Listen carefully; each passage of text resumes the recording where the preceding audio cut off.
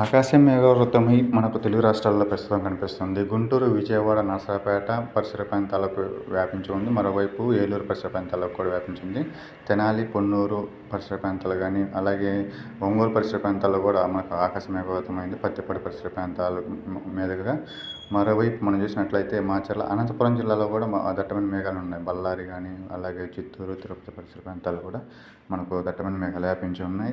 అలాగే తెలంగాణ పరిసర ప్రాంతం, మహారాష్ట్ర, ముంబై అయితే భారీ మేఘాలు అనేవి విస్తరించి ఉన్నాయి. కానీ వర్షాలు అనేవి చాలా తక్కువ ఉంది ఇప్పుడు ప్రస్తుతం. మధ్యాహ్నం, సాయంత్రం సమయం నుంచి మరలా వర్షాలు పుంజుకునే అవకాశం ఉంది. సాయంత్రం, రాత్రి సమయం ఈరోజు కంటే రేపు వర్షాలు ఎక్కువగా ఉండే అవకాశం ఉంది. ఎందుకంటే భారీ ఉరుములు, మెరుపులు వర్షాలు అనేవి రేపు ఇంకా ఎక్కువగా ఉండే అవకాశం ఉంది. ఈరోజు కాస్త వర్షాలు ఉంటాయి, కానీ ఈరోజు కంటే రేపు ఇంకాస్త ఎక్కువ ఉండే అవకాశాలు అయితే మనకు ప్రస్తుత వాతావరణం కనిపిస్తుంది. ఇవి మనకు 16వ తారీఖు దాకా ఇలానే కొనసాగే అవకాశం ఉంది. 15 నుంచి వర్షాలు చాలా తగ్గుముఖం పట్టే అవకాశం ఉంది.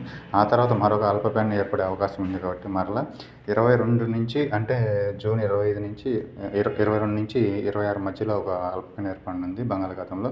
ఆ ప్రభావం వల్ల మనకు మళ్ళీ జూన్ 25వ తారీఖు నుంచి కూడా మనకు వర్షాలు ఉండే అవకాశం ఉంది. ఎప్పటికప్పుడు అప్డేట్ అనేది అందిస్తాను. లైక్ చేయండి, షేర్ చేయండి, సబ్స్క్రైబ్ చేసుకోవడం మర్చిపోవద్దు. మన రైన్ఫాల్ డేటా కూడా మనం అందించాము. గత గంట క్రితం 6 గంటలకల్లా అప్డేట్ అనేది అందించాము. ఛానల్లో ఎప్పటికప్పుడు మనకు రైన్ఫాల్ డేటా కానీ, టెంపరేచర్ అంటే కొంచెం మధ్యాహ్నం సమయం, అంటే ఇప్పుడు వస్తున్న మబ్బు ఒక 2 గంటలు తగ్గి ఎండ వచ్చే అవకాశం ఉంది. మధ్యాహ్నం నుంచి వర్షాలు ఉంటాయి.